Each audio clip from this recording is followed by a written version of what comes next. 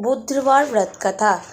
ग्रह शांति तथा सभी सुखों की इच्छा रखने वाले व्यक्ति को बुधवार का व्रत करना चाहिए।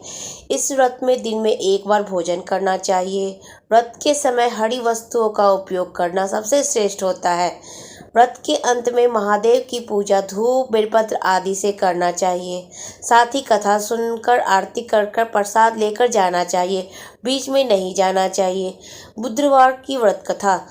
एक समय एक व्यक्ति अपनी पत्नी को विदा करवाने अपनी ससुराल गया। वहां पर कुछ दिन रहने के बाद सास ससुर से विदा कराने के लिए कहा, किंतु सबने कहा कि आज बुधवार है, आज के दिन गमन नहीं करते हैं। वह व्यक्ति किसी प्रकार न माना और हट कर बैठा।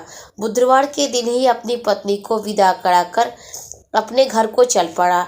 रास्ते में उसकी पत्नी को प्यास लगी तो उसने अपने पति से कहा कि मुझे बहुत जोर से प्यास लगी है। तब वह व्यक्ति लोटा लेकर रथ से उतरकर जल लेने चला गया। जैसे ही वह पत्नी के निकट आया, वह यह देखकर आश्चर्य से चकित रह गया कि ठीक अपनी ही जैसी सूरत तथा अपनी जैसी ही वेशभूषा में वह व्यक्ति उसकी पत्नी के साथ रथ में बैठा हुआ है। उसने क्रोध से कहा, तू कौन है जो मेरी पत्नी के निकट बैठा हुआ है? दूसरा व्यक्ति बोला, यह मेरी पत्नी है, मैं अभी अभी ससुराल से विदा करा कर ला रहा हूँ।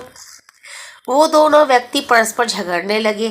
तभी राज्य के सिपाही आकर लोटे वाले व्यक्ति को पकड़ने लगे। स्त्री से पूछा, तुम्हारा असली पति कौन सा है? तब पत्नी शांति रही, क्योंकि वे दोनों एक जैसे ही थे। वह किसे अपना पति कहे? वह व्यक्ति ईश्वर से प्रार्थना करता हुआ बोला, हे परमेश्वर, यह क्या लीला है? सच्चा झूठा बन रहा है। तभी आकाशवाणी हुई, मूर्ख, आज के दिन तुझे गमन नहीं करना था, तूने किसी की बात नहीं मानी। यह सब लीला बुद्धदेव भगवान की है। उस व्यक्ति ने बुद्धदेव भगवान से प्रार्थना की और अपनी गलती के लिए क्षमा मांगी। तब बुद्धदेव जी अंतर्धान हो गए।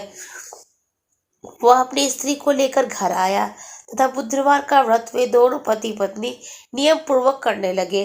जो व्यक्ति इस कथा को श्रवण करता तथा सुनाता है, उसको बुधवार के दिन यात्रा करने में कोई दोष नहीं लगता।